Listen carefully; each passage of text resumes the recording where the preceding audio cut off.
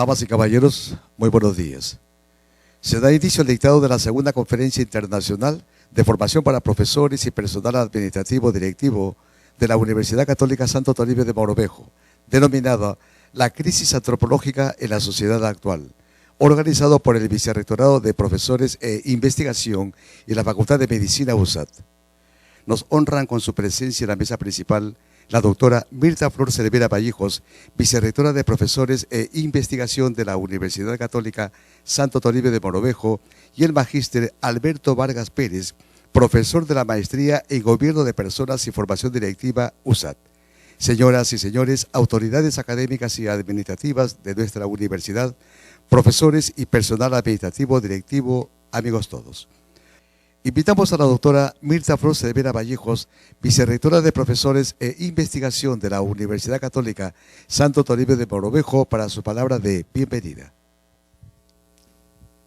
Distinguidas autoridades de rectorado, señores decanos, directores de departamento, escuela, profesores, estudiantes, distinguido profesor Alberto Vargas Pérez, en nombre de nuestro rector, doctor Hugo Calienes Bedoya, le doy la más cordial bienvenida a nuestra casa de estudios, y yo sé y estoy segura que todos nuestros profesores que están aquí se van a deleitar con la conferencia que tiene por título La crisis antropológica en la sociedad actual.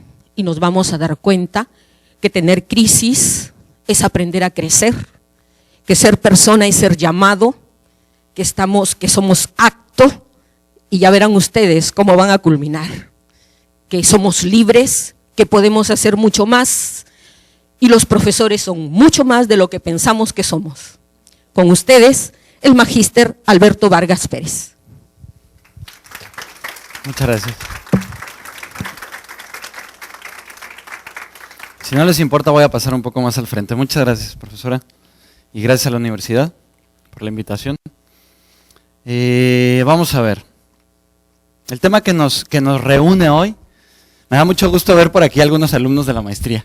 Eso se convierte en un reto para mí, porque me han escuchado ya tantas horas que espero, bueno, yo no sé qué hace aquí un alumno de la maestría, ¿no? Pero muy bien. Entonces, el tema que nos reúne es un tema muy, muy recurrido.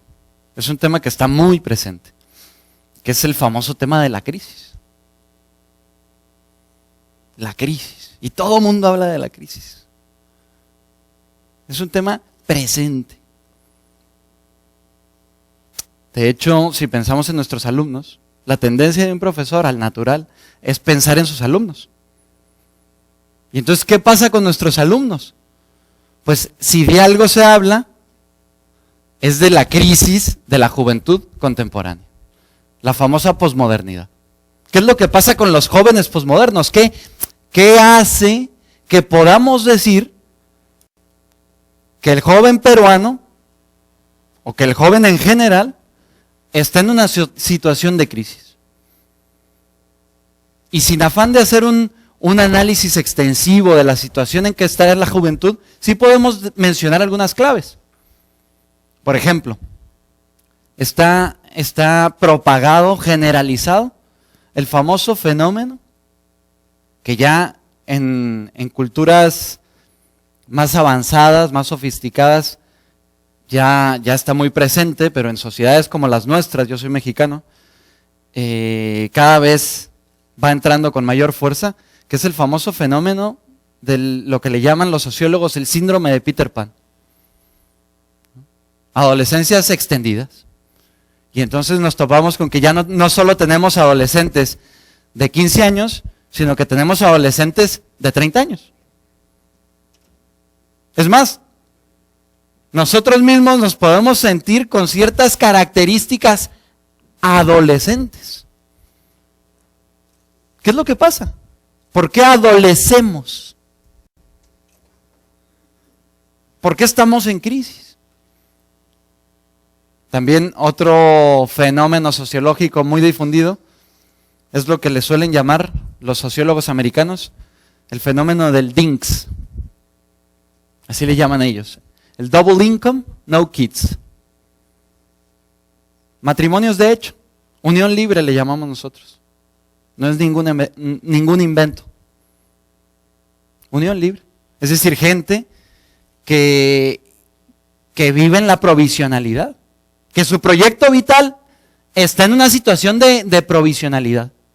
O dicho de otro modo, que no está claro el proyecto vital, justamente. Doble ingreso y no hijos. Y de hecho, si lo pensamos en serio, es una cosa muy sensata.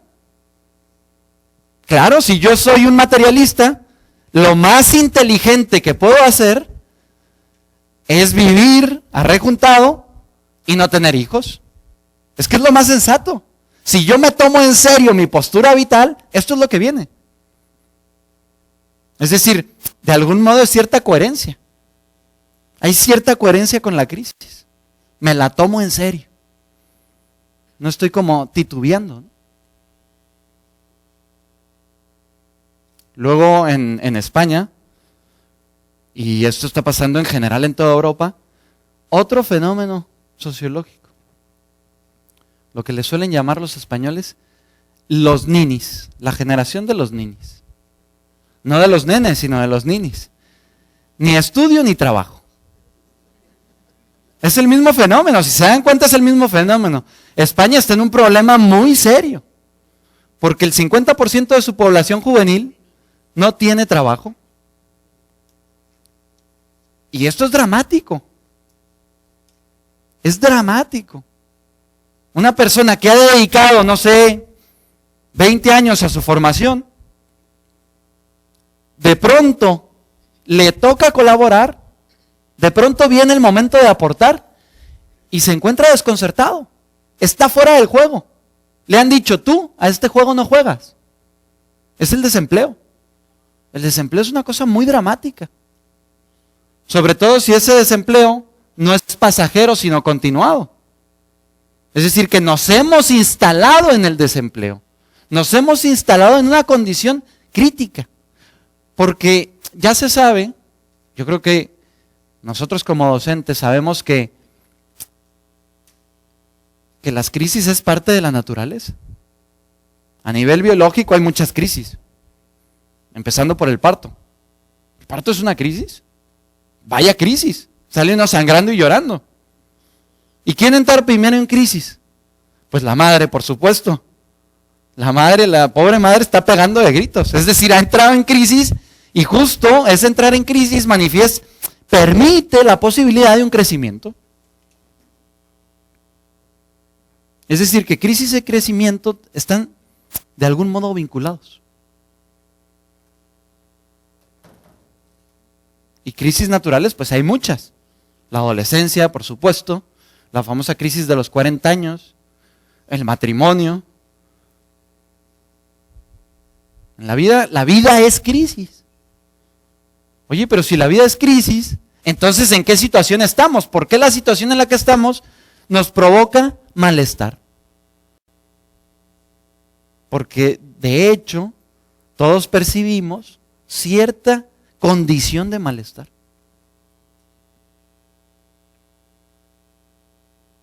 ¿Qué es lo que pasa? Y si continuamos analizando a la juventud posmoderna, podemos decir muchas cosas más. Hay miedo al matrimonio, miedo a tener hijos, miedo a emprender negocios. El profesor tiene miedo a la verdad, miedo a tomarse en serio su vocación educativa. El alumno tiene miedo a estudiar. ¿Cómo se llama el miedo a estudiar de un alumno? Que es la gran clave de nuestra juventud. Aburrimiento. Tenemos sociedades aburridas. Sociedades aburridas. O dicho de otro modo, sociedades materialistas. O dicho de otro modo, sociedades consumistas. Porque el consumo es muy aburrido.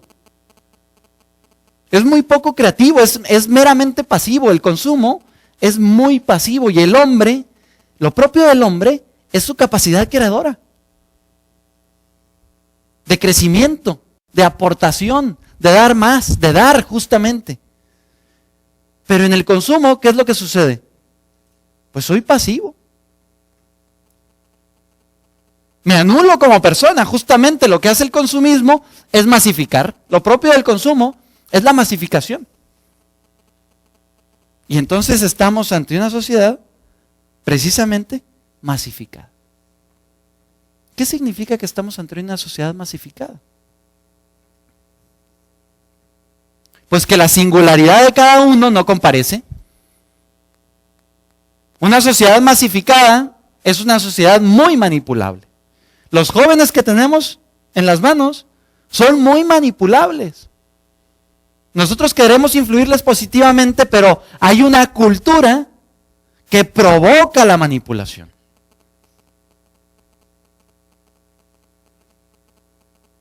Agentes externos contra la labor educativa que pretendemos hacer, hay muchos. Y no solo hay muchos, sino que están asociados. Es decir, son sistémicos. Nos encontramos ante problemas sistémicos porque no solo es la situación en la que está la empresa, sino la situación en la que está la familia, la situación en la que está el Estado. Es decir, estamos de algún modo ante un problema de problemas. O como dicen los filósofos, un problema de alta complejidad. Jürgen Habermas, supuestamente considerado como el intelectual de más fuerza en este momento, denomina la situación en la que estamos como de complejidad inabarcable. Es decir, una complejidad, valga la redundancia, muy compleja. Una sociedad masificada es igual a una sociedad despersonalizada. Es decir, ¿qué es lo que no comparece en una sociedad en crisis? Pues la persona, justamente. Lo que no comparece en una sociedad en crisis es la persona. Y esto es a nivel práctico en una universidad.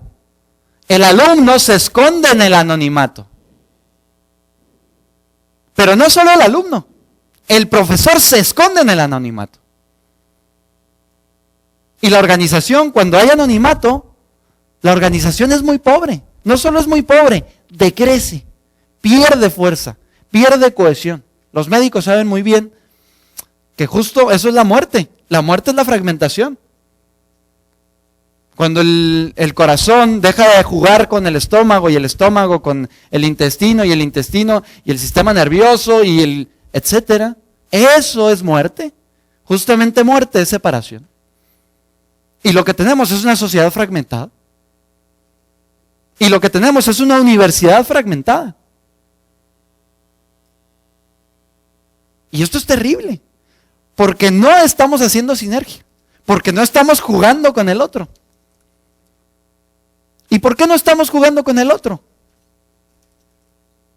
Pues porque la persona que yo soy está en crisis. Es decir, que los agentes críticos no son externos.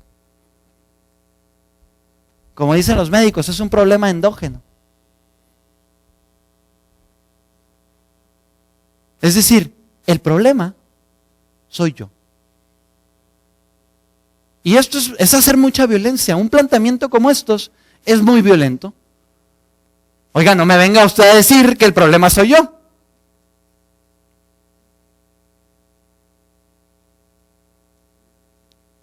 Hoy se habla de la famosa crisis financiera.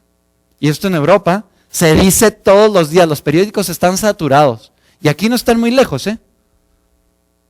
Están saturados de la famosa crisis financiera. Las famosas hipotecas subprime y todas las consecuencias que tuvo. Y entonces hay unos analistas económicos que dicen, no, es que el problema ante el que estamos es un problema financiero. Déjeme le explico, es un problema financiero. Nos hemos endeudado de más, y todo el sistema financiero. Hay otros que dicen, oye, no, es que el problema en el que estamos es un problema económico.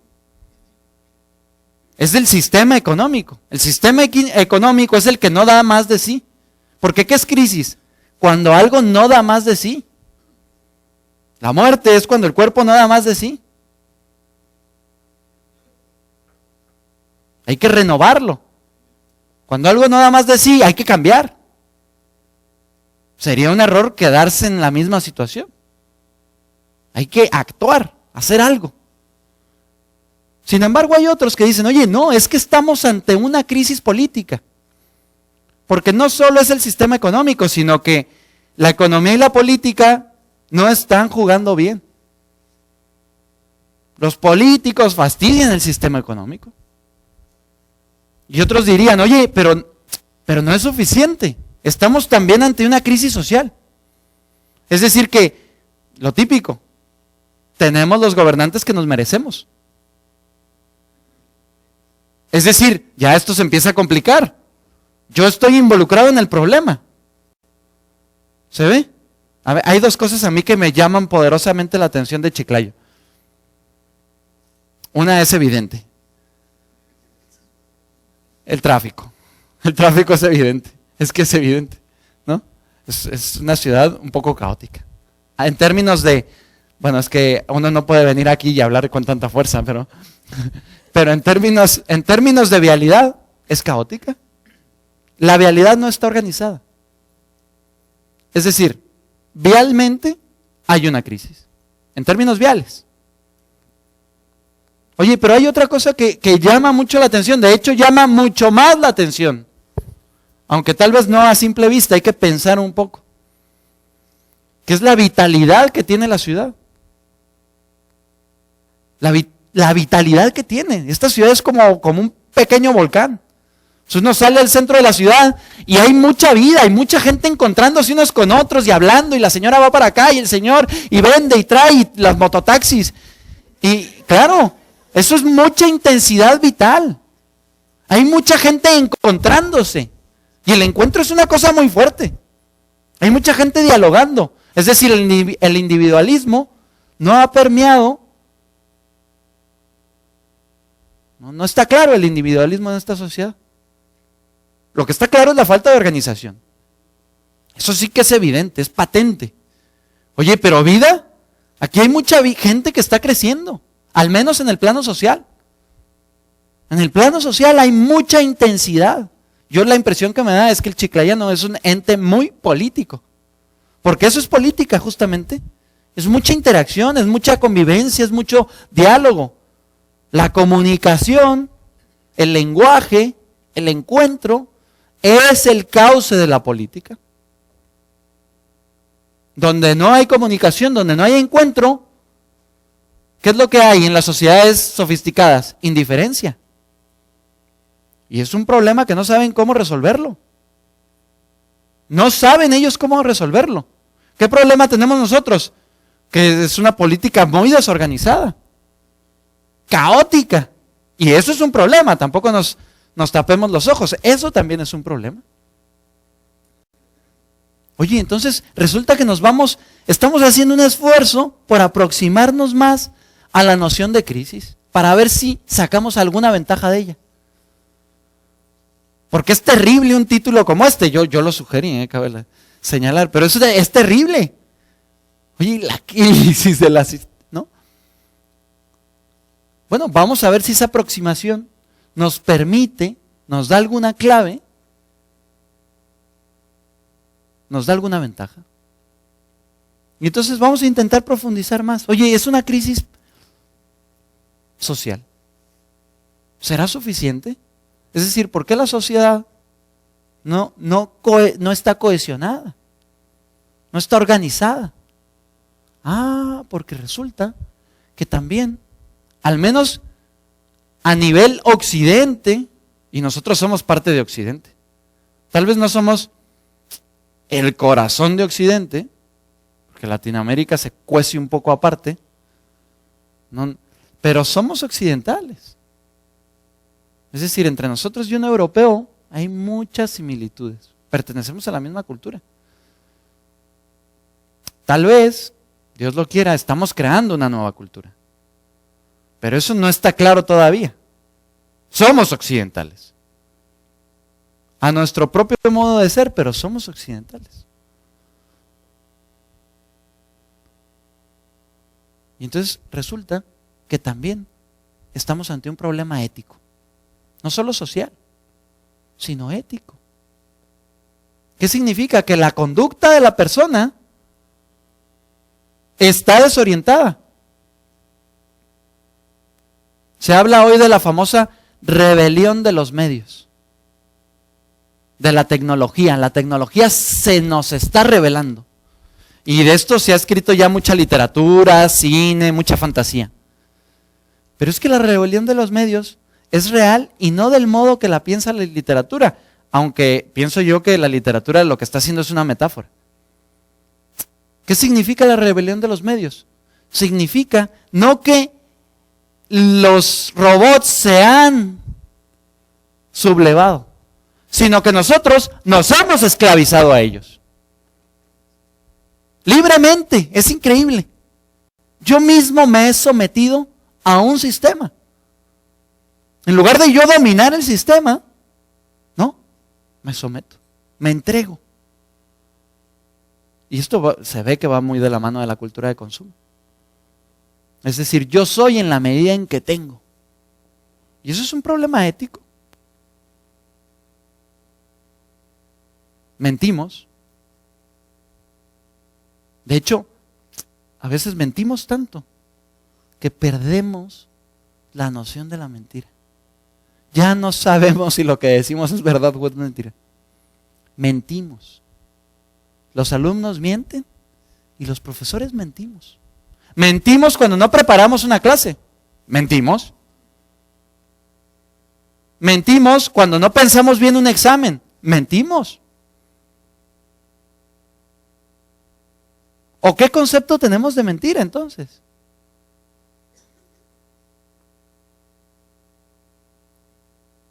Bueno, y si pensamos en la ética, entonces forzosamente, sobre todo en el caso de Occidente, esto es muy patente en las sociedades europeas, estamos ante cierta desesperación. No sabemos cómo comernos eso de la crisis. Y nos provoca cierta desesperación, cierta perplejidad, desconcierto. ¿Qué es lo que está pasando? Porque claro, cuando el problema soy yo, es muy difícil reflexionar sobre ese problema.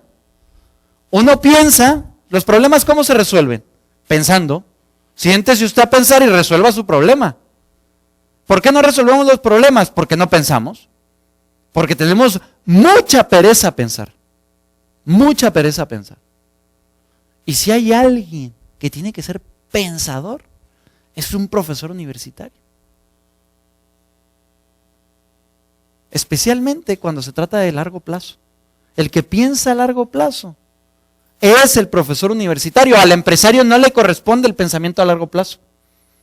El empresario resuelve el mundo práctico, pero el profesor universitario le corresponde. Si él no lo hace, ¿quién lo va a hacer en la sociedad? Si el profesor universitario no piensa y no piensa a largo plazo, ¿quién lo va a hacer? Tenemos una gran responsabilidad. Pararnos a pensar, detenernos. Pero ¿qué pasa cuando el problema soy yo? Pues estamos ante un problema muy complejo.